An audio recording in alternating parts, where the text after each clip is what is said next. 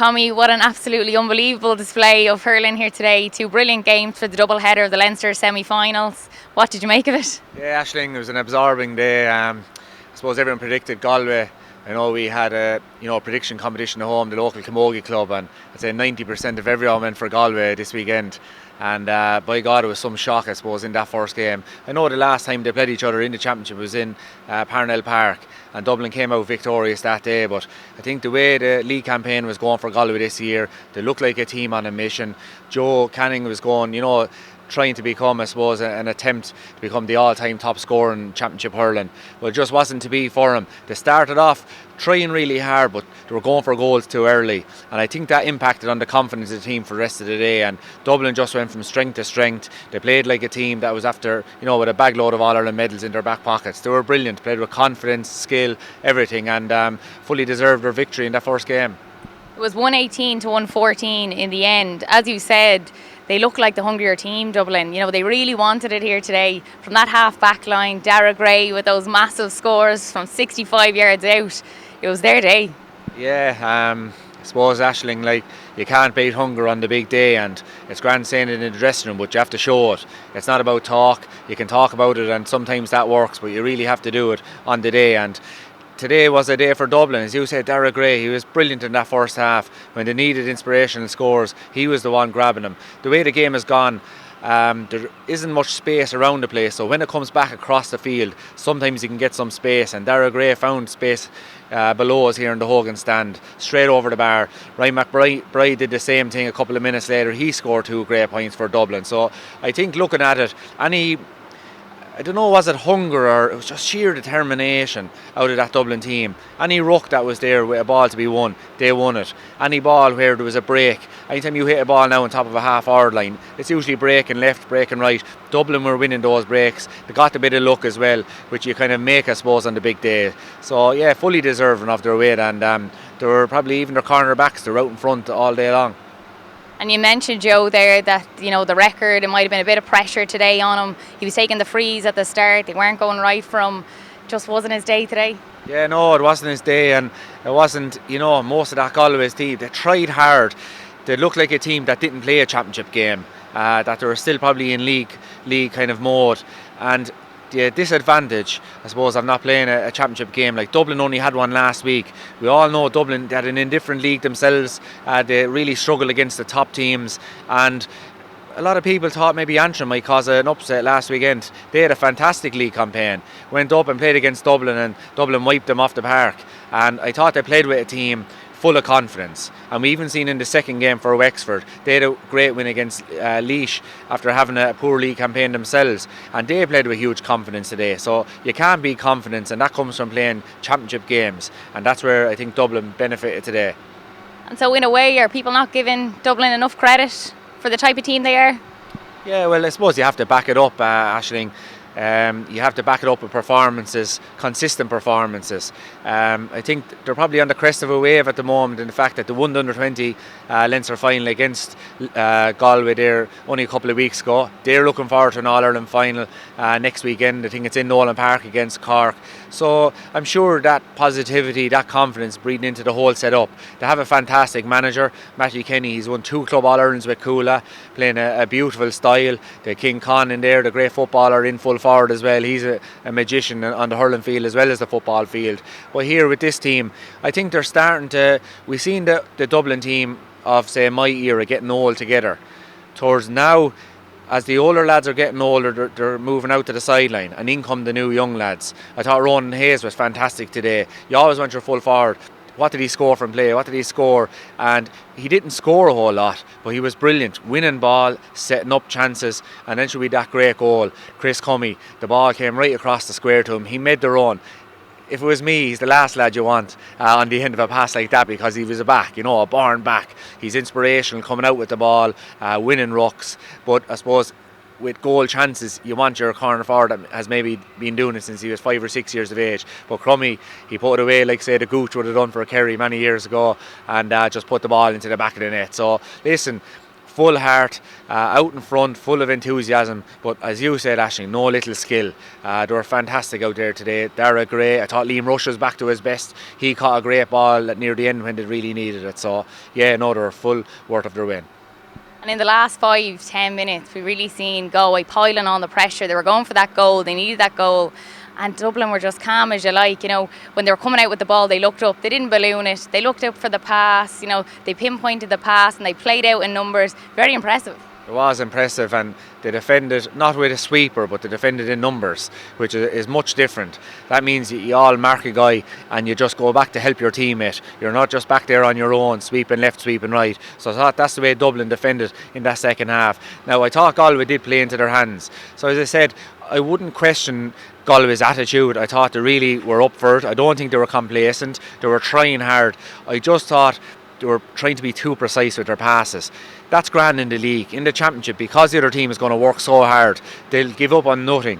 And when you go to do too many sharp passes in a row, the chances of someone getting in a hook or a block or a flick, is very, very high. And I thought Dublin did that. As you said, near the end, they kept their composure. They didn't give away the frees. As Galway were coming up trying to do their sharp passing, trying to create a goal chance, which is difficult to do when you're trying to force the issue. I thought Dublin, they played it patient and they didn't put in the hurling to the last minute, not giving away the free, winning back the ball.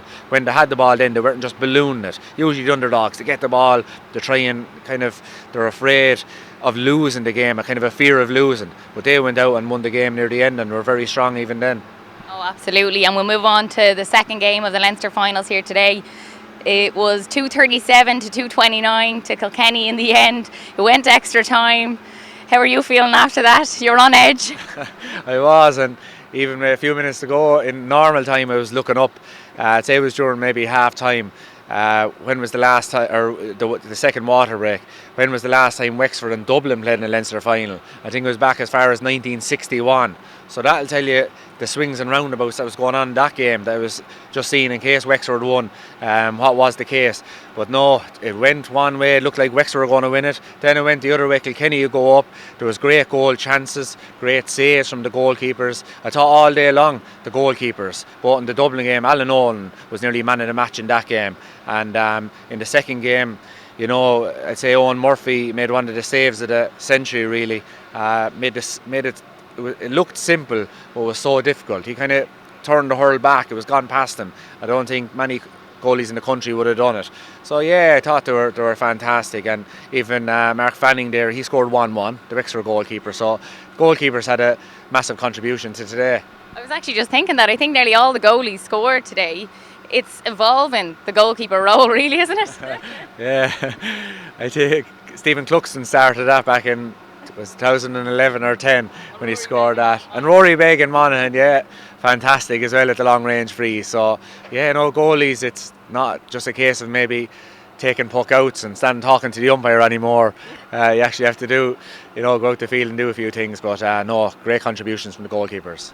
And what about TJ Reid? He scored 16 points here today. He's 33 years of age, I was saying there, to Brian Cody.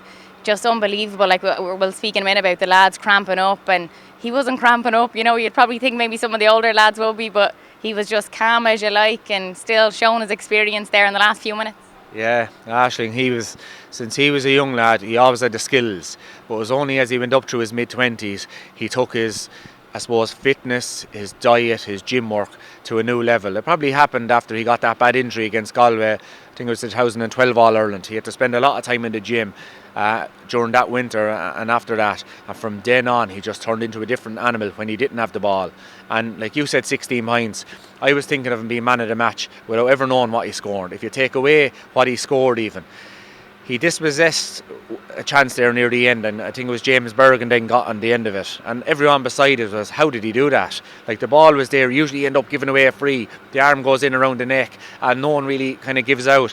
So Wexford, it was kind of a 2-point turnaround. Fanning would have probably came out, put that ball over the bar. Instead he leaves the hurl into the last second, and then no laziness, flicks the ball away, made that vital point. James Bergen from Connie Shamrocks, he got 2 great points at a vital stage in that match. But TJ is a magician, and I'd love to see the Sunday game now tomorrow night. We were trying to look at the two of us. There was one instance where in the first half he had I think it was a goal chance and possibly saved down here in the canal end, and the ball came down, and the camera didn't even really catch it, but the ball went back over the bar. I don't know, did a Wexford lad do it, or did he get some sort of a... Yeah, on the volley. He's watching too much of the Euros, it's benefiting him. So well, it was magical, and I hope that it was him, because if it is, you'd love to show it to every kid in the country. And a bit about Owen Cody as well, unbelievable. Even the link play between them as well, you know, it was brilliant to see, but he's a special player. Yeah, they have these this telepathic, you know, understanding of each other. They know where they're at. Owen Cody is really developing into a super find, and like during the week I was giving Kilkenny the nod to be All-Ireland contenders, and the reason is these young fellas, Cody and Mullen, they're just special. They have that little bit about them. They're they're bold, if you like. They're tough. They're not afraid to mix it when it has to be mixed, but then ooze sheer class like. And Owen Cody in the first couple of minutes, he had a few goal chances. There's some great saves, some great last minute defending. I know the sweeper came back from Wexford, and he made a great intervention there for the second goal chance. But Owen Cody then, when he got the goal chance at the end, he took it. And no, what a player he has turned out to be. Current Young Hurler of the Year, nephew of the great Henry. Told you his father was a great block layer as well. So, so he's he has it everywhere. Definitely, and in the end, I think in extra time, Kilkenny did sort of run away with it in the end, but it was really the subs that made the difference. 7 subs came on today and 7 subs scored. That's very impressive. Yeah, and I think you were saying, Aisling, they scored 1-8.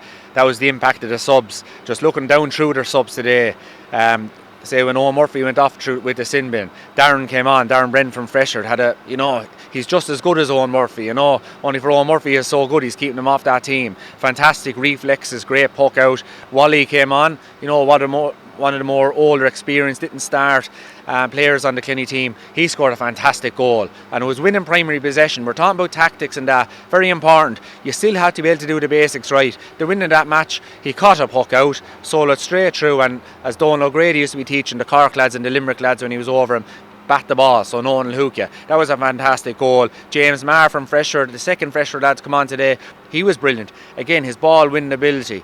When I thought the reason Wexford, as well as being able to play around with the ball, their ability to win primary possession today was the reason that they made it such a great game and could have won this game today. But when he came on, he made a fierce difference, I thought, midfield. James Bergen, then John Donnelly, absolutely brilliant. I thought James Bergen, he won a club All-Ireland with Connie Shamrocks, the junior All-Ireland there 2 years ago. He was fantastic on that day. In Kilkenny Club Hurling, a lot of pressure on him. He has to do everything, and he takes on that pressure. And I'm just delighted that today, on a big day, when it was needed most, he reduced it, and that'll give him the world of confidence going on. I thought John Donnelly as well. So it's all the subs for Kilkenny were brilliant. And in fairness to Wexford, I thought their 2 subs, David Dunn. Well, they didn't have the same impact, all their subs. I thought David Dunn, he came on and scored a goal. Ball came through, buried it, kept his composure. I thought Jack O'Connor was brilliant. Ball winning ability. There was a free given against him there near the end. Wasn't a free, absolutely wasn't a free, but sometimes these things happen. Listen, these things happen, but I thought he had a great game when he came on as well. Davey actually spoke about that, and he sort of said exactly what you said.